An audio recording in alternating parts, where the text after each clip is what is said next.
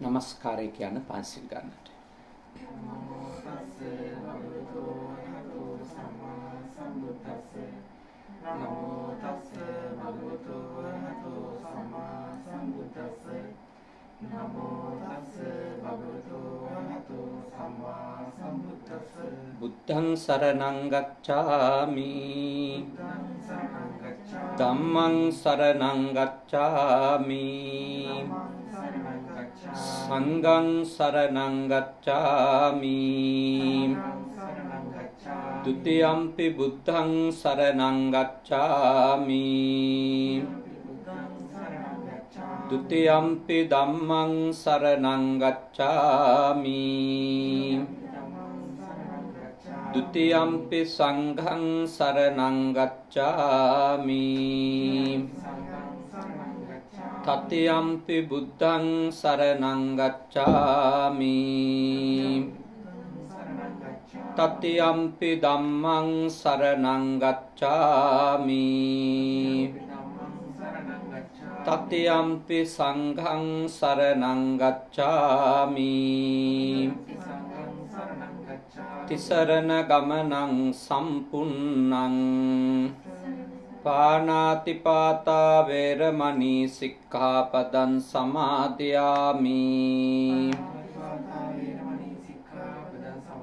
අදින්නාදානා වේරමණී සික්ඛාපදං සමාදියාමි.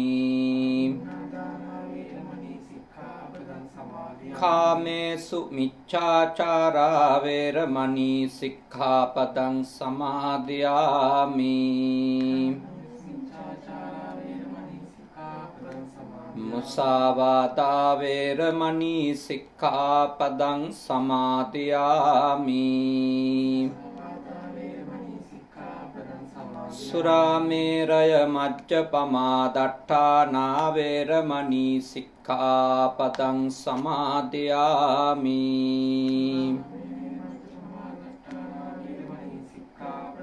අප්පමාදේන සම්පාදේත. समन्ता चक्रवालेषु अत्रा गच्छन्तु देवता सद्धम्मं मुनिराजस्य सुनन्तु सग्गमोक्कदं धम्मश्रवण कालो अयं बदन्ता धम्मश्रवण कालो अयं बदन्ता धम्मश्रवण कालो अयं बदन्ता. नमो तस् भगवतो अरहतो सम्मा सम्बुද්දස්ස. නමෝ තස්ස භගවතෝ අරහතෝ සම්මා සම්බුද්දස්ස. නමෝ තස්ස භගවතෝ අරහතෝ සම්මා සම්බුද්දස්ස. කාරුණික ශ්‍රද්ධාකාමී පින්වතුනි, අද ඊටාම ශ්‍රද්ධාවෙන් යුක්තව අපේ පින්වත් පිරිස සූදානම් වෙන්නේ බුද්ධ පුතුන් මුහුණු පොත සමග එකතු වුණු අපේ සදහැවතුනුත් ඒ වගේම මේ අවස්ථාවට ජපානයේ ඉබරකි පළාතේ සුකුබා ප්‍රදේශයේ ඉඳලා සහභාගී වුණ මලික් මදුසංක මහත්මයා සහ එම නෝනා මහත්මියත්, ප්‍රනීත් තාරක මදුරංග මහතා සහ එම නෝනා මහත්මියත්, ඒ පවුලේ හිතවත් පින්වත් පවුලක අය, අපේ කනගවා සුගත සේනාසනේ කැපකරු දායක පවුලක පින්වතුනුත් ඊටාම ශ්‍රද්ධාවෙන් යුක්තව මේ සේනාසනයට ඇවිල්ලා සූදානම් වෙන්නේ උතුම් උදාර පුණ්‍ය කර්මයක් සිද්ධ කරන්න. ඔයත්න්ගේ පින්කමේ ආරමුණ 8 වෙනි මාසේ 28 වෙනිදා අභාවයටපත් වෙච්ච එන්.කේ. ආර්යවති ආදරණීය අම්මට පින් අනුමෝදන් කරන්න. ඊයේට 10 වෙනි මාසේ 5 වෙනිදාට ආදරණීය මෞතුමියගේ උපන්දිනය යෙදිලා තිබුණේ. නමුත් ඇය මීට මාස එකමාරකට විතර කලින් අතටම 8 වෙනි මාසේ අගෝස්තු මාසේ 28 වෙනිදා ඇය අභාවයටපත් වුණා. පුතාලා දෙන්නටම ඇයගේ අවසන් කටයුතු වලටවත් සම්බන්ධ වෙන්න පුළුවන් කමක් ලැබුණේ නැහැ. වසංගත තත්වයේ එක්ක පනවලා තියෙන නීති රීති නිසා. කොහොමුණත් අම්මගේ ජන්මදිනය ඊයට යෙදিলা තිබිච්ච නිසා බොහෝම දුර බැහැරක් ගෙවාගෙන පැය කීපයක් වාහනවල ඇවිල්ලා මේ සේනාසනේ ඉඳන් මේ වගේ සද්ධර්ම දේශනාවක් සිද්ධ කරලා බුද්ධ පුතුන් මුහුණු පොත ඔස්සේ ලංකාවේ ඉන්න ඥාතීන්ටත් හිතවතුන්ටත් අහන්ට සලස්සලා තව විශාල පිරිසකට මේ දේශනාව ශ්‍රවණය කරන්නට අවකාශය උදා කරලා අම්මට පින් දෙන්නයි බලාපොරොත්තුව. ඊට අමතරව මේ එක නෝනා මහත්මිනියකගේ ආදරණීය පියාණනුත් අවුරුදු 17කට කලින් මිය ගිහිල්ලා තියෙනවා. ලක්ෂ්මන් ප්‍රේමරත්න මහත්මාණන්. එතුමන්ට පින් දෙන්නත් අපේක්ෂා කරනවා අරමුණක් විදියට තියෙනවා. සුජීවත්ව සිටින ආදරණීය තාත්තා ඩී රොබර්ට් පියාණන් වහන්සේට නිදුක් නිරෝගී සුව දීර්ඝායුෂ ප්‍රාර්ථනා කරමින් වනහන බුද්ධ පුතුන් ශ්‍රාවක ඔබ නමින් මිය ගියපු සියලු දෙනාටමත් පින්පෙත් අනුමෝදන් කරමින් තමයි මේ සද්ධර්ම දේශනාව සිද්ධ කරන්නේ. ඉතින් ඔබ හැම කෙනෙක්ම බොහොම ශ්‍රද්ධාවෙන් ධර්මයේ ශ්‍රවණය කරලා ඔබගේ ජීවිතයට පිනක් කුසලයක් අත්පත් කරගනිමින් ඒ වගේම ඔබගේ නමින් මිය ගියපු ආදරණීය අම්මා ඇතුළු ඥාතීන්ට පින් අනුමෝදන් කරන්නට කියලා අපි සිහිපත් කරනවා. අපි මේ කාලේ සාකච්ඡා කරන්නේ අපේ මනස ගැන, අපේ සිත ගැන කරුණු කාරණා ඇතුළත් ධර්ම ග්‍රන්ථයක තියෙන ධර්ම කරුණු. ඔබ දිගටම බුදු පුතුන් මුහුණු පොත ඔස්සේ මේ දේශනා මාලාව ශ්‍රවණය කරන නිසා ඔබ මේ දේශනා පිළිබඳව අවබෝධයක් තිබෙනවා. චිත්තෝපක්ලේශ ධර්ම ගැන තමයි අපි කතා කරන්නේ. කිව්වේ අපේ හිත අපිරිසිදු කරන, අපේ සිත කිලිටි කරන, අපේ හිත අඳුරු කරන උපක්ලේශ ධර්ම. උපක්ලේශ ධර්ම කියන්නේ ඉපදුනාට පස්සේ ඇතිවෙච්ච. දැන් තණ්හාව, ද්වේෂය, මෝහය නම් ඉපදෙන සත්වයාගේ තියෙනවනේ. ඒව තියෙන හින්දානේ උපදින්නේ. හැබැයි මේ උපක්ලේශ කියන්නේ ඒවා ඉපදුනාට පස්සේදී අස කන නාසය දිව ශරීරය කියන ඉන්ද්‍රියන්ට හමු වෙන අරමුණු එක්ක අපේ సంతානයට අලුතින් පැමිණෙනේ. අර ඇතුලේ තියෙන සිතුවිලි මුල් වෙලා තමයි. නමුත් මේවා ආගන්තුකේහි උපක්ඛිලේසේහි උපක්ඛිලිට්ටං කියලා ධර්මය කියන්නේ. ආගන්තුක වෙන උපක්ලේශ හින්දා තමයි අපේ හිත වඩා අපිරිසිදු වෙන්නේ. මොකද හේතුව අපි උප්පත්තියේදී අපේ හිත සැලකිය යුතු මට්ටමකට ප්‍රභාස්වරයි. අපේ හිත පිරිසිදු. චූටි දරුවන්ගේ හිත පිරිසිදුයිනේ. ඒගොල්ලන්ට බඩගින්න, පිපාසය, ඒ වගේ දේවල් ඇරුණකොට වෙන විශේෂ නරක මනෝභාවයක් නැහැනේ. හැබැයි දවසින් දවස ඒගොල්ලෝ ලොකු මහත් වෙනකොට ඊර්ෂියාවනේ, මාන්නය, ක්‍රෝධය, වෛරය, ඔය ඕන සිතුවිල්ලක් ඇති වෙන්න පුළුවන්. ඒ උපක්ලේශ කිව්වේ ඒවට. දැන් මේ දවස්වල අපි සාකච්ඡා කරන්නේ මදය පිළිබඳ.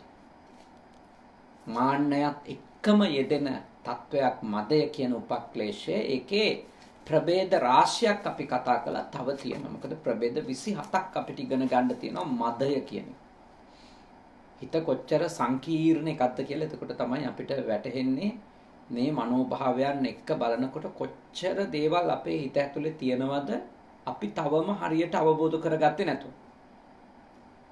අපිට තව කොච්චර දුරු කරගන්න දේවල් තියෙනවද කියලා.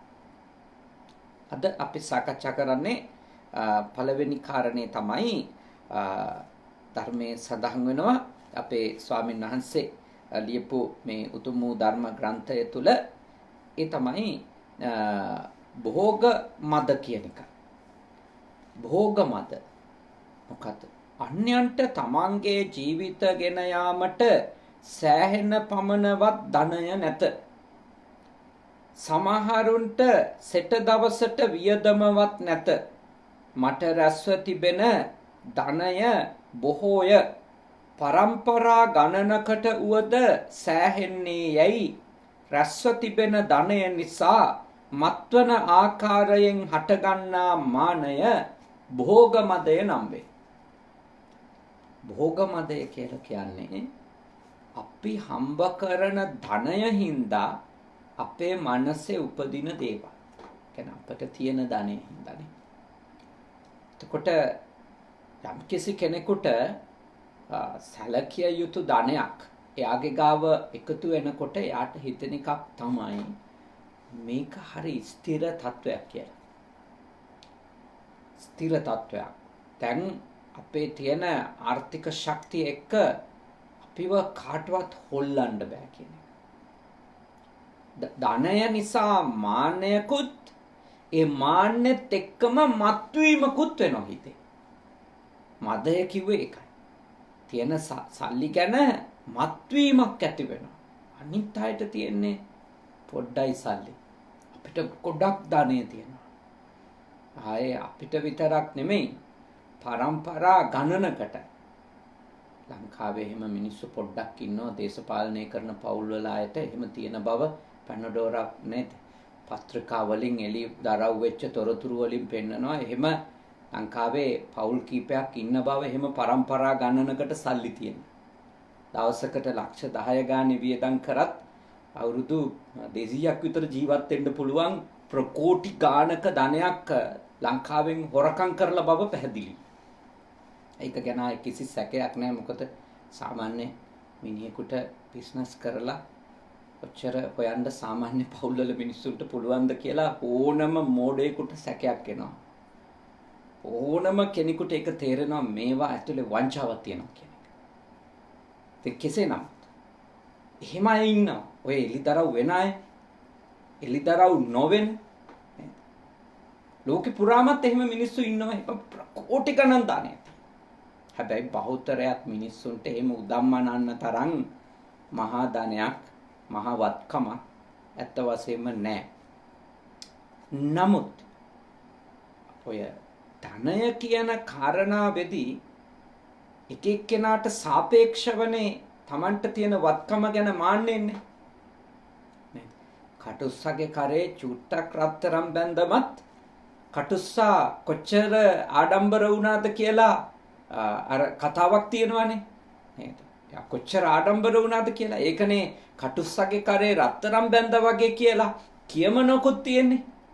ඒ කියන්නේ ඕනම මිනිස්සෙක් ඒ කියන්නේ තමන්ගේ පෞල් පසුබිමට සාපේක්ෂව තමන්ගේ සමාජ මට්ටමට සාපේක්ෂව ඒගොල්ලොන්ට ලැබෙන ධනයක යම්කිසි උමතුවක් හදාගන්න. ඉතින් අපේ රේරුකාණේ හාමුදුරුවෝ තථාගත ධර්මයට අනුව අපිට කියලා දෙන්නේ මේ කෘතියේදී මොකක්ද? එහෙම මත්වීමක්, එහෙම උමතුවක් ධනය සම්බන්ධව හදාගන්න එපා. හේතුව ධනය කියන එක අද තිබිලා හෙට සියල්ල නැති වෙන්න පුළුවන්. නිකන් හිතන්න මේ වගේ රටක ගයක් ගිනි ගත්තොත් මිනිත්තු 20ක් 30ක් ඇතුළත තියෙන සියල්ලම අලු දූලි බවට පත් වෙනවා. කවුරු හරි කෙනෙක් මේ වගේ රටක බැංකුවේ සල්ලි දැම්මොත් ටැක්ස් ගෙවන්න වෙයි කියලා බයට ගයක් ඇතුලේ සල්ලි තියන්නේ. හිතමුකෝ නේද? යා මොකක් හරි බොක්ස් එකක දාගෙන ගොඩාක් සල්ලි කොළ මිටි ගණන් එකතු කරන් ඉන්නවා. ඉතින් ඒක යාට තියන් ඉන්නකොට ඒ මාන්නය උපදින්න පුළුවන්. මාව වටන්න බෑ දැන් කාටවත්. මට ඕනි එකක් කරන්න පුළුවන්. පරම්පරා ගානකට මට දැන් ජපානයේ ජීවත් වෙන්න ධනයවත්කම් තියනවා කියලා එහෙම හැදෙන්න පුළුවන් මාන්නයක්. හැබැයි ඒක මොනවා කිව්වත් ස්ථිර තත්වයක් නෙමෙයි. හේතුව ගින්නෙන් විනාශ වෙන්න පුළුවන්. ඊළඟට මම දැක්කා පහුගිය දවසක එහෙම ප්‍රකෝටි ගණනක් ධනය තිබිච්ච එක කාන්තාවක්. ඇය මං හිතන්නේ පිළිකාවක් හැදිලා ප්‍රකට කාන්තාවක් ලෝකේ පිළිකාවක් හැදිලා එක්තැන් වෙලා ඉන්නවා. ඇය ලියනවා ඇයගේ සටහන්. ඇය තාම ජීවතුන් අතර ඉන්නවා කියලා තියෙනවා. ඇය ලියනවා මට තාම ඉහළ වර්ගයේ රතයක් තියෙනවා. ඒත් මම කාගේ හරි උදව්වෙන් රෝද පුටුවක යනවා. ඒ රතේට මට ගොඩ වදින්නටවත් බෑ. මට අති සුකෝපභෝගී ඇඳක් තියෙනවා. ඒත් මම නිදාගන්නේ බොහොම අසීරුවෙන් ඉන්නේ මේ රෝහලෙන් දීපු ඇඳේ. එයා එකින් එක කියනවා එයාගේ ධනය, එයාගේ කොච්චර වත්කම් තිබුණත්, එයාට කොච්චර හැකියාවන් තිබුණත්, එයා අදපත් වෙලා ඉන්න තත්වය. ඒ අන්තිමටම අපිට කියන්නේ මොකක්ද? ජීවත් වෙන දවසේ යහපත්ව සතුටින් ඉන්න. ජීවත් වෙන අද දවස තුල යහපත්ව නිවැරදිව සතුටින් ඉන්න කියලා. මොකද අර කිසිවකින් කොච්චර තිබුණත් අපට සත පහකවත් ප්‍රයෝජනයක් නැති වෙලාවක් එනවා. ඔය ස්ටීව් ජොබ්ස් වගේ මහතුරු මිය යනකොට ඔය කතා ලියලා තියලා මිය ගියා. ඒගොල්ලෝ කොච්චර අර අඥාසයේ පිළිකාව හැදිලා එයා මිය යන්න කිට්ටු වෙනකොට එයා ලියපු කාරණා අතර තියෙන්නේ තෝවම තමයි. කොච්චර ධනෙ තිබුණත් ඒ ධනයට එයාගේ වේදනාව අඩු කරන්න බැරි ආකාරය. එයාට එක දවසක් ජීවත් වීමට තියෙන අවස්ථාව දික් කරලා දෙන්න බැරි හැටි. අවුරුදු 2500කට කලින් අපට බුදුහාමුදුරුවෝ කියලා දුන්නේ ඔය කතාව. ධනය හින්දා මත් වෙන්න එපා. ධනය පාවිච්චි කරන්න. ධනය හම්බ කරන්න. බුදුදහම අහන්නේ නැහැ අයියෝ යා මෙච්චර හම්බ කරන්න කියලාවත්. බුදුදහම යෝජනා කරනවා හම්බ කරන දේ ධර්මානුකූලව සහ නිත්‍යානුකූලව හම්බ කරන්න. උත්තාන විරියාදී ගත උත්සාහයෙන් වීරේ සේදාවක් කිත්තා දහඩිය වගුරුවලා බාහා බල පරිචිතා අතපය වෙහෙසවලා ධම්මිකා ධම්මලත්තා ධර්මානුකූලව හම්බ කරන්න. ඒත් එහි මත් වෙන්න එපා. එහි උමතු වෙන්න එපා කියලා. දැන් බලන්න ඕගොල්ලන්ට ජපානයට ඇවිල්ලා ඕගොල්ලෝ හම්බ කරා. ඉගෙනගෙන දැන් ටික ටික ධානය හම්බ කරනවා. ඕගොල්ලන්ගේ අම්මා මිය ගියා. මොනවද කරන්න පුළුවන්? මෙහි ඉඳන් බලන් ඉන්නව ඇරෙන්න. සල්ලි නැතුව නෙමෙයි.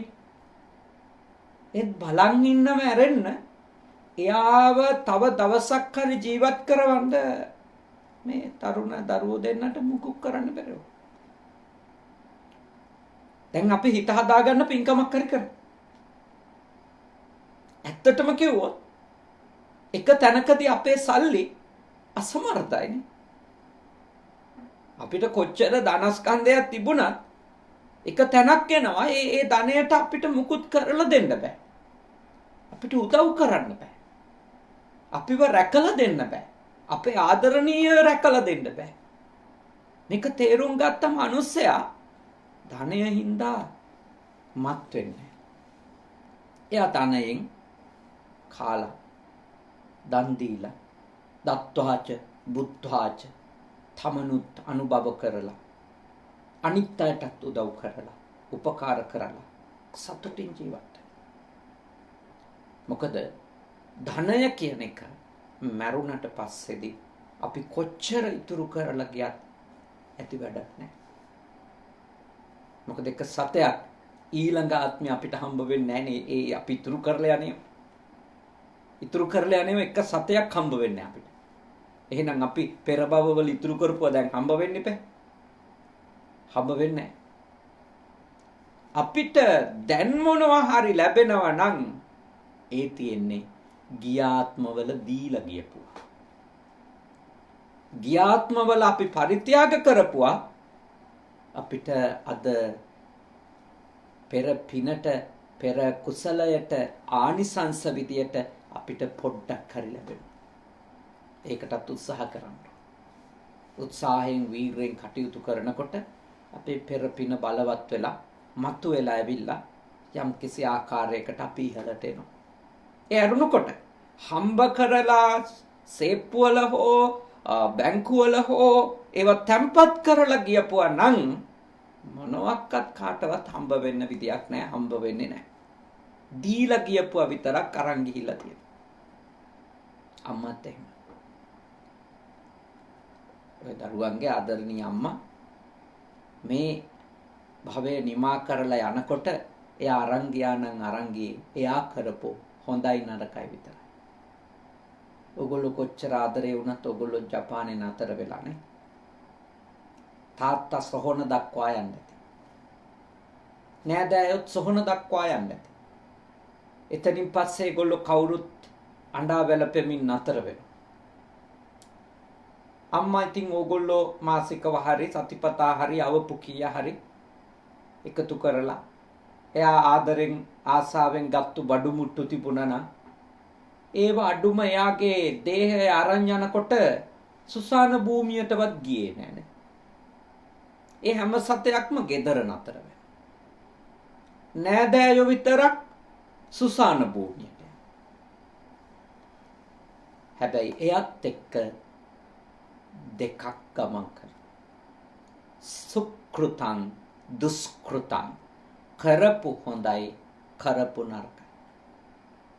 පසන්නේන මනසා භාසතිවා කරෝතිවා තතෝනං සුඛමං වේති ඡායාව අනපායිනි. පිරිසිදු සිතින් යමක් කරාද යමක් කිව්වද එහි සැප විපාකය එයත් එක්ක හෙවණැල්ල වගේ ගමන් කරමින් තියෙනවා.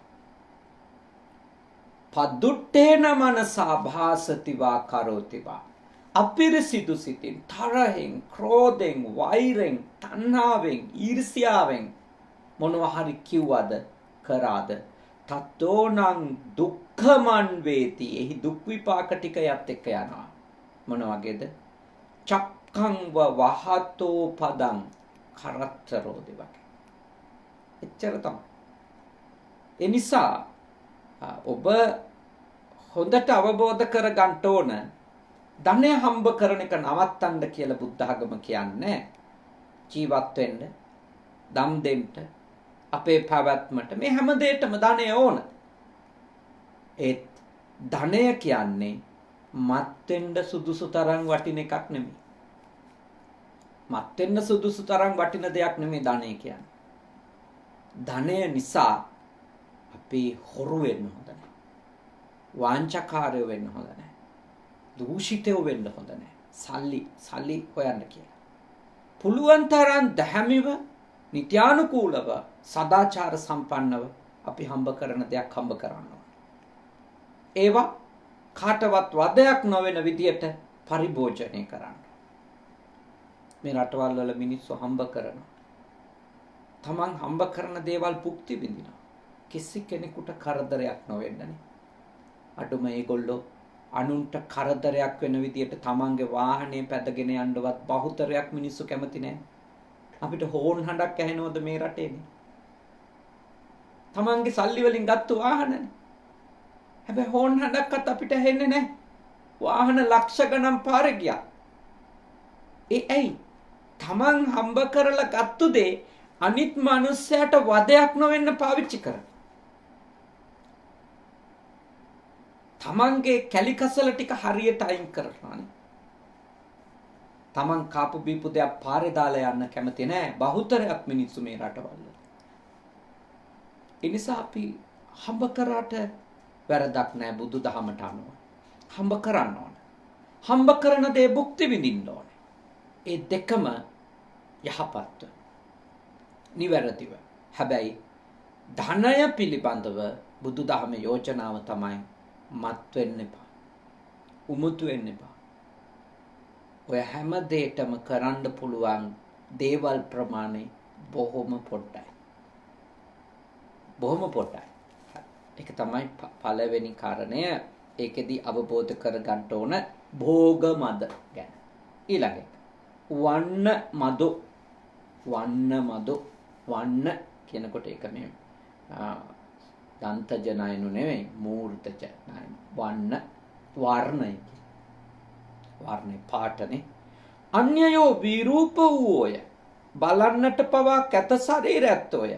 මම වනාහි පැහැයෙන්ද හැඩහුරු කමින්ද දැකුම් කටයුතු වූ දුටුවන් සිත් පිනවන්නා වූ රූප ඇත්තෙමි. රූපය නිසා හටගන්නා වූද ලොව කොපමණ උගතුන් සිටියත් ඔවුන් ගැන කතා කරන කෙනෙකුම් පවා නැත.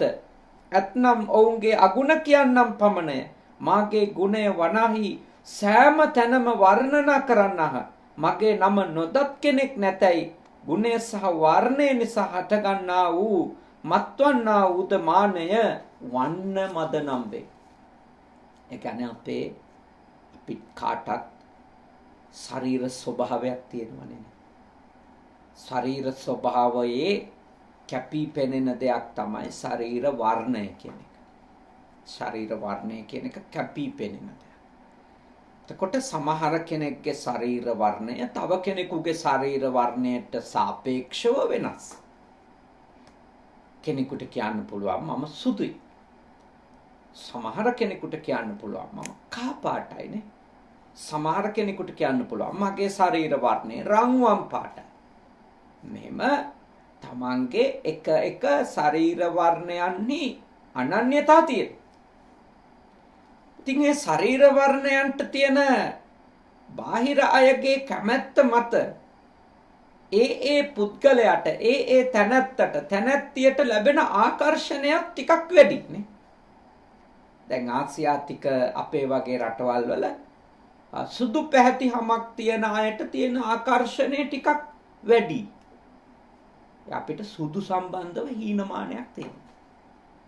සුදු නම් තමයි ලස්සනයි කියලා අපේ ඔළුවේ වැඩ කරන්නේ. මං හිතන්නේ ඉතින් අවුරුදු 100 ගණන් බටහිර රටවල් වලට යටත් වෙලානේ හිටියේ. ඉතින් එතකොට ඔළුවේ තියෙනවා ඇති සුදු නම් තමයි බලය කියලා මොකක් හරි එකක් නේ. මොකක් හරි හේතුවකින් සුදු සම්බන්ධව අපේ තියෙන සිතුවිලි වෙනස්.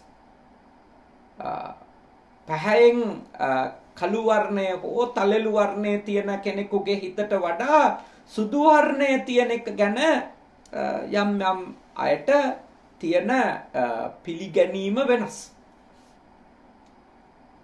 ඒකින්දම සුදු අයගේ මනසේ තමන් ලස්සනයි කියලා උමතුවක් හැදෙන්න පුළුවන්. මොකද එයාට අනිත් අය ආකර්ෂණය වෙනවා පේනවා. එයා එක්ක කතා කරන්න කැමති වෙනවා පේනවා. එයාව සුරු කරන්න කැමති වෙනවා පේනවා. කොච්චර දැනුගත් අය හිටියත් ඒගොල්ලොන්ගේ මූණවත් බලන්න කැමති නැහැ කවුරුත්. ඉතින් කවුරු හරි කෙනෙක් ප්‍රියමනාප වෙලා අනිත් අය දකින්න කතා කරන්න එහෙම කැමති නම් එයාගේ මේ ලෝකේ වගේම මේ ලෝකේ බීජ නියාමය වෙන්නත් පුළුවන් නේ. අම්මා තාත්තගේ බීජවල තිබිච්ච නැත්තම් ඡානවල තිබිච්ච බලපෑමක් නිසා එයා ඒ වගේ පැහැපත් වුණා වෙන්න පුළුවන්. ඊළඟට තව සමහර කෙනෙක් එහෙම ප්‍රියමනාප පැහැපත් භාවයන් හෝ මොකක් හරි ශරීර වර්ණයට සංසාරේ කරන ලද කර්ම බලපෑව වෙන්නත් පුළුවන්. ඒක අපි දන්නේ. හැබැයි ඔය එකක්වත් සදාකාලික දේවල් නෙමෙයි. දැන් කාගේ හරි ශරීර පැහැයක් ශරීර වර්ණයක් කියන එකක් සදාකාලිකව තියෙනවා නම් මෙච්චර ලෝකේ මේ ආලේපන වර්ග නිෂ්පාදනය වෙයිදනේ. කියන්නේ හැමදාම තියෙන එකක් නම් අපේ ලස්සන කියන එක. එහෙම එකක් නෙමෙයි. අපේ ලස්සන කියන එක අපේ ශරීර වර්ණයේ රූප ස්වභාව කියන එක ක්ෂණයක් පාසා වෙනස් වෙලා යන එකක් නේ. ඉරු රශ්මිය වැදුනත් වෙනස් වෙනවා. අධික සීතල වැදුනත් වෙනස් වෙනවා. කොච්චර වෙනස් වෙනවද? කාලයක් ගෑවෑමෙන් වයස නිසාත් වෙනස් වෙනවා. අපි දැන් ගන්න ආහාර පාන රටාව වෙනස් කරපු ගමන් වෙනස් වෙනවා. වෙන රෝගයක් හැදිලා අපිට බෙහෙත් ගන්න සිද්ධ වුණොත් ඔය වර්ණ ඉතුරු වෙනවද? පිළිකාවක් හැදිච්ච කෙනෙකුගේ මූණ විකෘති වෙලා යන හැටි අපි දකින්නෝනේ බෙහෙත් බොන්න. කළු වෙලා විනාශ වෙලා යනවා. කොණ්ඩේ යන්න පටන් ගන්නවා. දත් දිරා යන්න පටන් ගන්නවා. කොච්චර විකෘති වෙනවද? ඒ නිසා බුදුදහම කියන්නේ ඔබ ලස්සනට ඉන්න එපා කියලා. ඔබ ලස්සනට ඉන්න ඕන. පිරිසිදුව ඉන්න ඕනනේ. පිළිවෙලට ප්‍රියමනාපව වැඳලා කියලා ඉන්න ඕන. නැත්තම් අපේ සෝතාපන්න වෙච්ච විසාකාව කොච්චර ලස්සනට ඇඳ පැළඳගෙන පන්සල් ආපු කෙනෙක්දනේ. ඇය සෝතාපන්නයි. ඇය මේ ශාසනයේ ඉඳපු ප්‍රධාන දායකාව.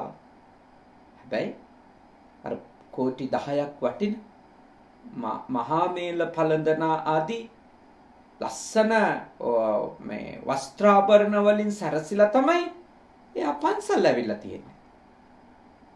ඉතින් බුදුදහමේ කොහෙවත් හරියට අඳින්න නැතුව ලස්සනට ප්‍රියමනාපව පිරිසිදුව ඉන්න එපා කියලා නැහැ. පැවිද්දන්ට පවා භාග්‍යවතුන් වහන්සේ දේශනා කළ තියෙන්නේ පිළිවෙලටනේ සිවුර පරවල හරියට ඉන්න කියලා. මොකද දකින්න අය පහදින්නේ මුලින්ම බාහිර ස්වභාවය. අපි අපිරිසිදුයි නම් ඉන්න විදිය කෙස් රාවුල් වවාගෙන තතකට මදින්නේ නැතුව එහෙමනම් අපිව හමු වෙන එක්කෙනාට අපි ප්‍රිය නෑනේ. ඒකින්ද අපේ බාහිර ස්වභාවය ප්‍රියමනාපව තියා ගැනීම නොකළ යුතු කියලා නෙමෙයි මේ කියන්නේ. ලස්සනට ඉන්න එපා කියලා නෙමෙයි මේ කියන්නේ. ලස්සනට අඳින්න එපා කියලා නෙමෙයි මේ කියන්නේ. ඒ ලස්සන ගැන උමතු වෙන්න එපා. හැමදාම තේරුම් අරගෙන ඉන්න මේවා ටික කාලයයි කියන්නේ. සතුටින් ඉන්න. ඒ වගේම පුළුවන් තරම් උත්සාහ කරන්න ජීවිතේ තමන් ලස්සනට ඉන්නවා වගේම තමන්ගේ ලස්සන නිසා තමන් උමතු නොවී ඉන්නත්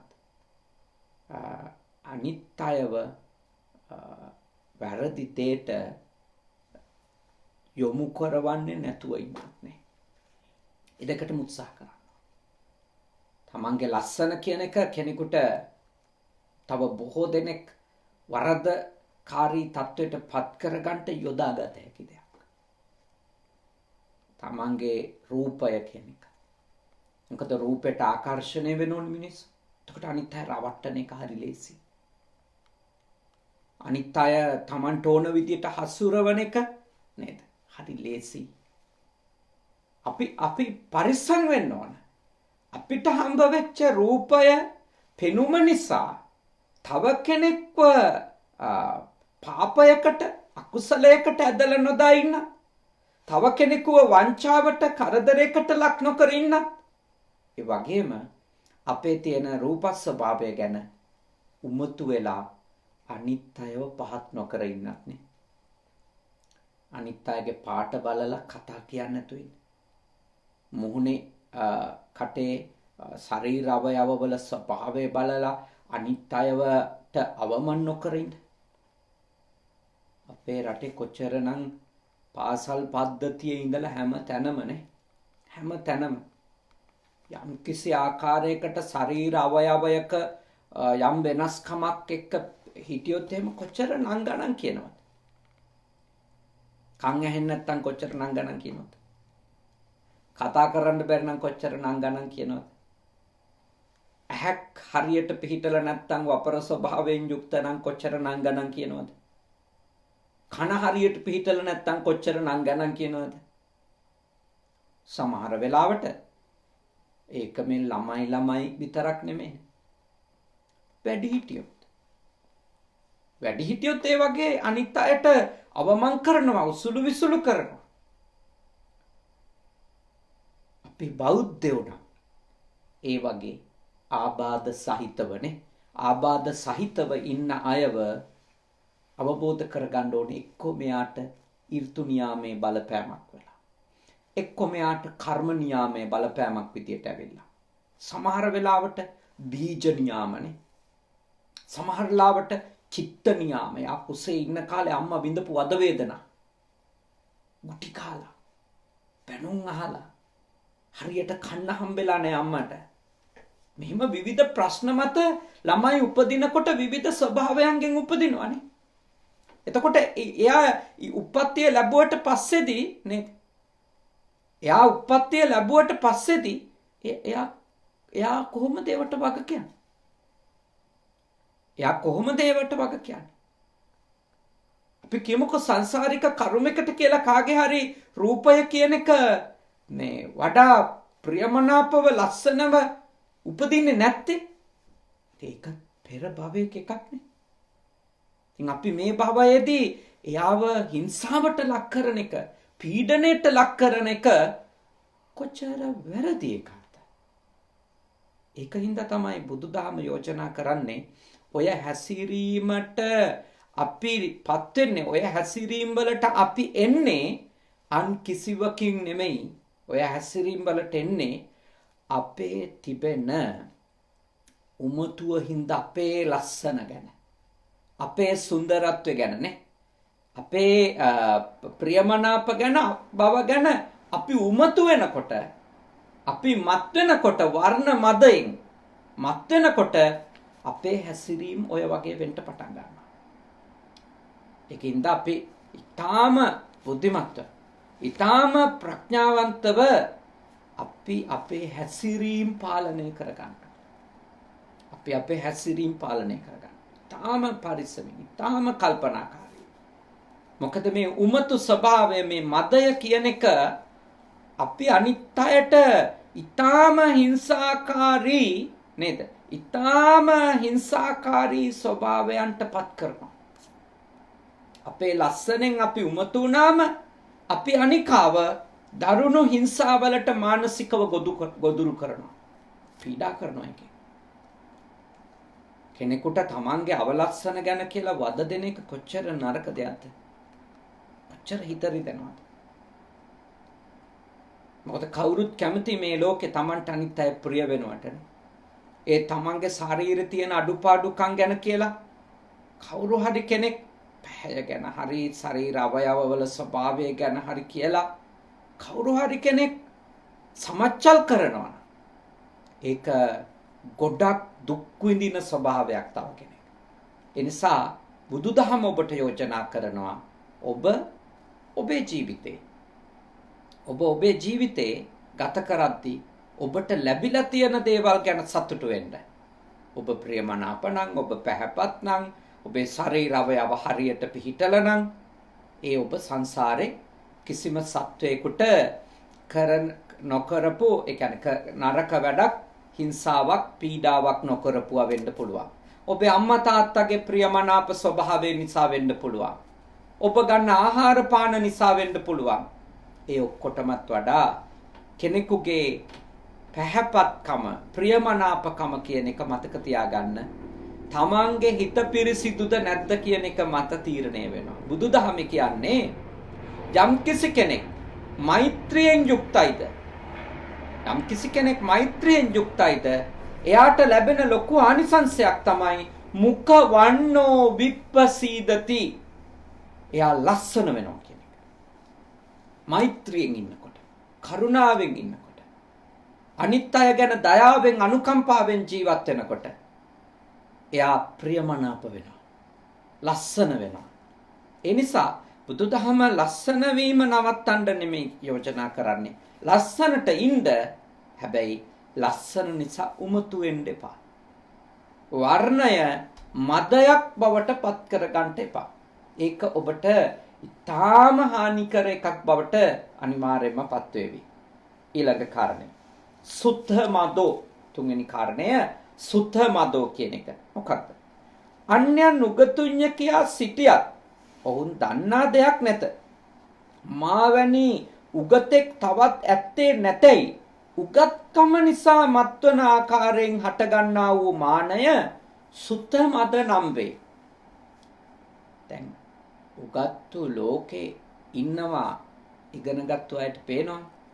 හැබැයි ඒ ගොඩක් අය හිතන එකක් තමයි මේක ඇත්තටම මේ විශ්වවිද්‍යාල ශාස්ත්‍රවල ඒ වගේ ටිකක් ඔය ඇකඩමික් තැන්වල තියෙන එකක්. අධ්‍යාපනිකව ඉහළ තලවලට ගියපු අය අතර තියෙන එකක් තමයි එයාට ඔය ඉංග්‍රීසි අකුරු තිබුණට එයාට මේ මට තියෙන ඥානෙ නැහැ කියන එක. ඒක ඇත්තටම අපි අපේ මනසට හදාගන්න හොඳ නැති චෛතසිකයක්. මොකද හේතුව ඔය උගත්කම කියන එක මත පදනම් වෙලා එක ආත්මික පොඩි හාමුදුරු කෙනෙකුට තව හාමුදුරු කෙනෙක් විහිළු කරනවා. පාඩම් කරගන්න බෑ, උගත් නෑ, මතක හිටින්නේ නෑ, මොලේ නෑ, ඔහොම කියලා. ඒ හාමුදුරුවෝ ඒකේ විපාක, ඒ කරපු දේ විපාක භව ගානක භුක්ති විඳලා ගෞතම බුදුහාමුදුරුවන්ගේ කාලේ උපදිනවා කවුරු විදියටද? චුල්ලපන්තක කියලා නේ. චුල්ලපන්තක. එයා මහාන වෙනවා. එයාගේ අයියා මහා පන්තක. එයාත් මහාන වෙලා රහත් වෙනවා. චුල්ලපන්තකත් මහාන වෙනවා. මහාන වෙලා එයා අයියත් එක්කම ධර්මයේ පුහුණු වෙනවා. මොකද උනේ? එයා කොච්චර උත්සාහ කළත් හතරපද ගාතාවක්, ඒ කියන්නේ පේලි හතරක ගාතාවක් මතක තියා ගන්න එයා උත්සාහ කරනවා.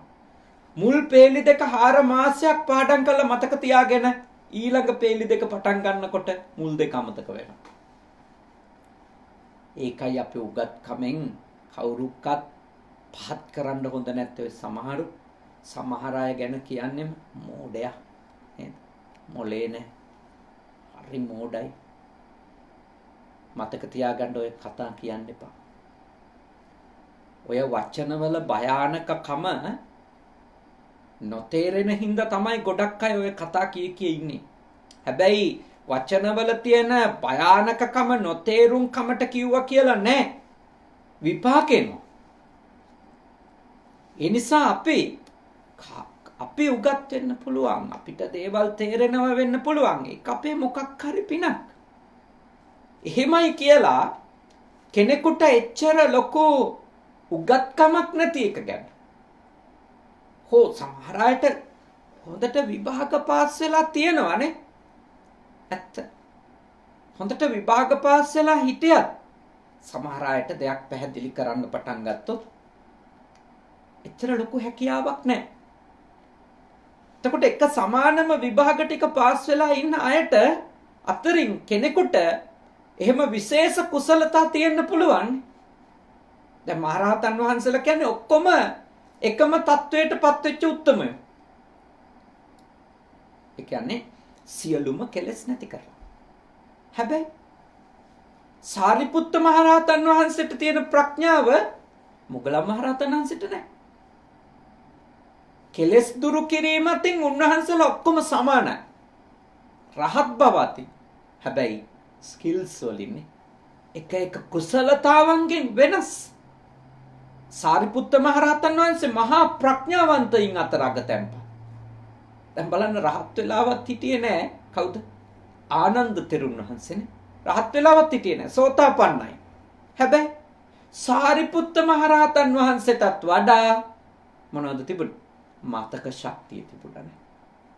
බුදුරජාණන් වහන්සේ යම් තැනක යමක් දේශනා කරාද ඒ හැම දෙයක්ම මතකයේ තිබුණා. උන්වහන්සේ ධර්ම භාණ්ඩාගාරික වුණානේ. හරියට මේ ශාසනයම මුළු ඔක්කොම දත්ත ටික තිබුණේ උන්වහන්සේ ගාව. හැම දෙයක් හැම විෂයක් ගැනම බුදුහාමුදුරුවෝ කියපු දේවල් ඒ විදියට තේරුම් ගත්තානේ. ඒ විදියට මතක තියාගත්තා. රහත් වෙලත් නැහැ. එතකොට ඔබ අවබෝධ කරගන්න ඕන දේ තමයි අපගේ වෙනස්කම් තියෙන්න පුළුවන්. මට යමක් කියලා දෙන්න පුළුවන් වුණාට මට වඩා දේවල් තේරුම් ගත්ත හාමුදුරු කෙනෙක් ඉන්න පුළුවන්. මට වඩා කොච්චර දේවල් අවබෝධ කරගත්තු හාමුදුරුලා ඉන්නවද? මට වඩා කොච්චර දේවල් මතක හාමුදුරුලා ඉන්නවද? දැන් සමහර ගත්තොත් පාලි වාක්‍ය මට මතක හිටින්නේ නැහැ. මට පාලි වාක්‍ය ගොඩාක් මතක නැහැ. හැබැයි ඒක කියවලා ඒකේ අර්ථය හරියට තේරුම් අරගෙන කියලා දෙන්න පුළුවන්. ඒත් මට උපුටා දක්වන්න කිව්වොත් මං වහාම ඒකට මේ සටහනක් ලියා ගන්න. ඒ මොකද හේතුව? ඒක මගේ කුසලතාවයක් නෙමෙයි. තව සායනහන්ස කෙනෙක් ඉන්න පුළුවන්. උන්වහන්සේ හරි දක්ෂ විදියට පෙළ දහමෙන් දේවල් උපුටලා දක්වනවානේ. හැබැයි උන්වහන්සේට එකක් තෝරලා දෙන්න කිව්වොත් ගොඩක් වෙලා නේද?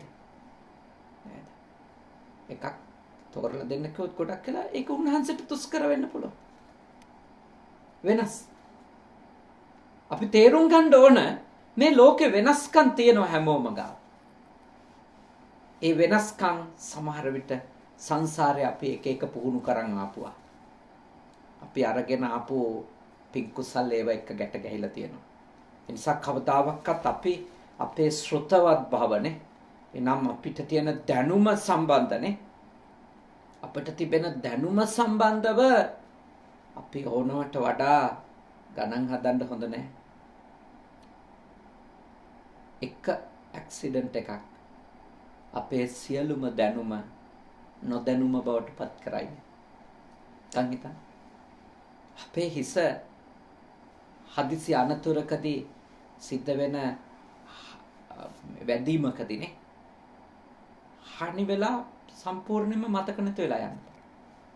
ගත්තු උපාධි වලින් ගත්තු දැනුම නෙමෙයි. අම්මා තාත්තාත් අඳුරන්නේ නැති වෙන්න පුළුවන්. තමන්ගේ දරුවා අඳුරන්නේ නැති වෙන්න පුළුවන්. එහෙනම් මා යෝජනා කරනවා ඕනවට වඩා උමතු වෙන්න එපා දැනුම සම්බන්ධව. දැනුම කියන්නේ ඕනම වෙලාවක මතක ශක්තියෙන් ගිලිහිලා යන්න පුළුවන් දෙයක්. සමහර ලෙඩවලින් සමහර වෙලාවට වයසට යනකොටනේ මහා ඥානය ප්‍රඥාව තිබිච්ච මහා ප්‍රඥයෝ ඉන්නවා අද තමන්ට කවුද සලකන්නේ කියලාවත් දන්නේ නැහැ. සලකන බව දන්නවා කෙනෙක්. ඒත් කවුද කියලාවත් දන්නේ නැහැ. පුතාද දුවද නැත්තම් සාත්තු සේවිකාවක්ද දන්නේවත් නැහැ. මතක නැහැ. අර රෝගී තත්වයක් තියෙන වයසට යන්න ඒගොල්ලොන්ගේ ඒ මතකය කියන එක ටික මේ ගිලිහිලා යනවා. එහෙනම් දැනුම සම්බන්ධව නම් උමතු වෙන්නම එපා. ඒ උමතු වේදී තමන්ගේ බිරිඳ පහත් කරන හෙලා දකින්න ගොඩක් අය ඉන්නවා. දැනුම සම්බන්ධ කාරණේදී. තමන්ගේ සැමියා හෙලා දකින්න පහත් කරන අය ගොඩක් ඉන්නවා දැනුම සම්බන්ධ කාරණා වර්ගය. උපාධියක් තියෙන එක හොඳයි. ඉතින් ඔබ ඉගෙන ගත්තා. ඔබට ඉගෙන ගන්න උදව් හම්බුණා. ඒක ලොකු දෙයක්. හැබැයි උමතු වෙන්න එපා. හේතුව ඔය දේවල් එකක්වත් සදාකාලික දේවල් නෙමෙයි. ඔය දේවල් එකක්වත් සදාකාලික දේවල් නෙමෙයි. ඔය අපිට තියෙන දැනුම් පද්ධති ඔක්කොම මැකිලා යනවා. තාම සිහිනුවණින් අපි කල්පනාකාරීව අපි අපේ හැම දවසක්ම ගත කරන්න ඕන අපේ දැනුම නිසා අනිත් අයට හිංසා නොකර. අපේ දැනුවත්කම නිසා අනිත් අයට පීඩා නොකර. අනිත් අයට කරදර නොකර. අනිත් අය පහත් නොකර. කොන් නොකර ජීවත් වෙන්න ඕන. මොකද එහෙම හිටියොත් අඩුම තරමින් මම විශ්වාස කරනවා ඔබ නිකන් හරි රෝගී තත්වයක් ඇති වෙලා මතකය ගිහිල්ලා සිහිය නැත්තටම නැති වෙලා ගියපු වෙලාවක අඩුම වතුර ටිකක් හරි දෙන්න කවුරු හරි ඉදිරිපත් වෙයි. හැබැයි ඔළුව නරක් කරගෙන කටයුතු කරෝතින් නේ දැනුම නිසා උමතු වෙලා කටයුතු කරෝතින් දැනුම නිසා එක දවසක් එන්න පුළුවන් අසරණ වුණාම වතුර පොදක්වත් දෙන්න කෙනෙක් ඉදිරිපත් නොවෙන. ඇයි? පුළුවන් කාලේ තිබිච්ච උමතුවෙන් පීඩා විඳපු අය අපිට බැරි වෙන වෙලාවේදී කොහොම හැසිරෙයිද දන්නේ නැහැ. පරිස්සම් වෙන්න ඕන. තාම ප්‍රඥාවන්ත වෙන්න ඕන. එනිසා ඔබ ඊටාම ශ්‍රද්ධාවෙන් කරුණු අද ඉගෙන ගත්තා 3ක් නේ. කරුණු 3ක් ඉගෙන ගත්තා. භෝග මදයෙන් මත් වෙන්න එපා. වර්ණ මදයෙන් මත් වෙන්න එපා. ඊළඟට සුද්ධ මදයෙන් මත් වෙන්න එපා. ඒ කිව්වේ සල්ලි ගැන උමතුවක් හදාගන්න එපා. ලස්සන ගැන උමතු වෙන්න එපා. උගත්කම ගැන උමතු වෙන්න එපා. මේ කරුණු 3 ඔබ ඊටාම ශ්‍රද්ධාවෙන් යුක්තව ශ්‍රවණය කළා. තේරුම් ගන්නට යෙදුණා. අවබෝධයක් ලබා ගත්තා. මේ කරුණු මේ ඔක්කොම අපේ හිතේ යෙදෙන ඒවා. අද තවම මේ මොහොත දක්වා මේ සිතුවිලි ආවේ නැතත් අපි මේව අවබෝධ කරගත්තේ නැතොත් ඕනම වෙලාවක මේ සිතුවිලි අපේ సంతානෙ උපදින්න පුළුවන්. ඒ නිසා මේවා ගැන අවබෝධයෙන් ඉන්න ඕන, තේරුම් අරන් ඉන්න ඕන. ඉතින් අද දවසේ මේ උතුම් පින්කම සිද්ධ කරගන්න මේ දරුවෝ බොහෝම දුර බැහැර ගෙවාගෙන ආවා. තවත් එවැනිම දුරක් නැවත යන්නටත් ඕනේ රෑබෝ වෙලා තිබුණා. ඉතින් ආදරණීය අම්මගේ අපහාවයෙන් මාසයකට අධික කාලයක් ගත වුණා. ඇයගේ ජන්මදිනය 5 වෙනිදාට ඔක්තෝබර් මාසයේ යෙදিলা තිබුණේ. අගෝස්තු මාසේ 28 වෙනිදා අභාවයටපත් එන්.කේ. ආර්යවතී මාතාවට පින්පෙත් අනුමෝදන් කරන්නටත් අවුරුදු 17කට කලින් අභාවයටපත් ලක්ෂ්මන් ප්‍රේමරත්න පියාණන්ට පින් අනුමෝදන් කරන්නටත් තමයි අද මේ දුවා දරුවෝ මේ උතුම් පින්කම මේ විදියට සිද්ධ කළේ.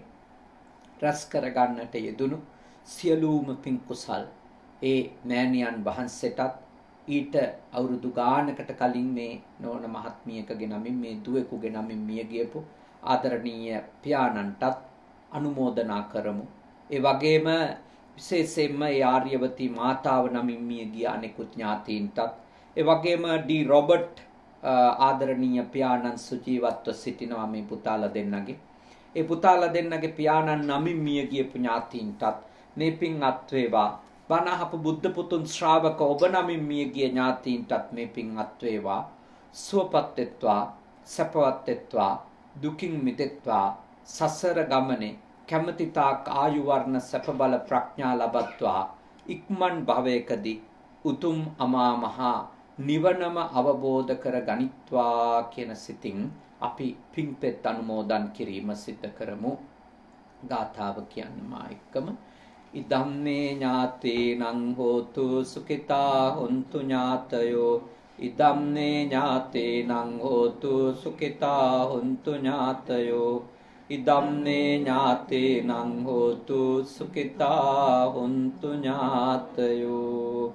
දෙවියෝ පින් අත්කර ගනිත්වා. දෙවියන්ගේ ආශිර්වාදය, ආරක්ෂාව, බැල්ම ශක්තිය විශේෂයෙන්ම ලංකාවේ සුජීවත්ව සිටින ආදරණීය තාත්තට ඩී රොබර්ට් පියාණන් වහන්සේටත් ඒ වගේම මේ පවුලට එකතු වෙච්ච දියණිවරු දෙදෙනෙක් ඉන්නවා. ලලිත් මදුශංක මහත්මයාගේ නෝනා, ඒ වගේම ප්‍රනීත් තාරක මදුරංග මහත්මයාගේ නෝනා.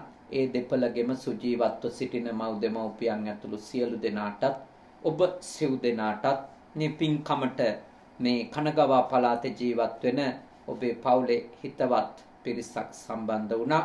අපේ සේනාසනයේට මාසිකව දම්පැන් පූජා කරන සේනාසනයේ අභිවෘද්ධියට ඊටාම කැප වෙන පවුලක පින්වතුන්.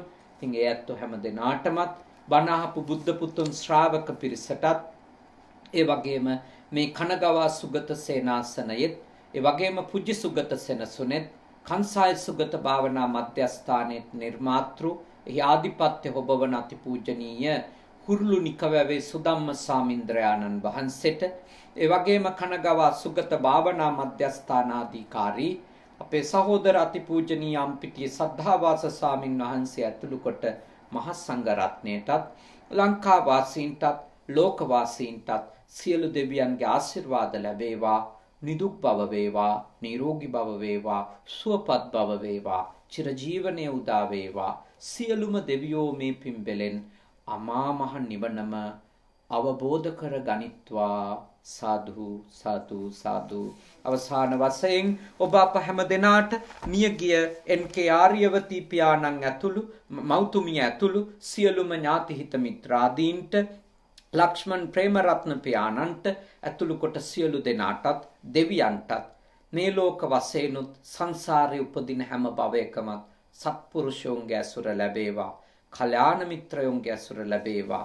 සද්ධර්මයේ මාසමින් ධර්මානුධර්ම ප්‍රතිපත්ති පූර්ණේ කරගෙන ඉක්මන් භවයකදී නිවන් දකින්නට මේ පින් කුසල් පාරමී ධර්ම වේවා.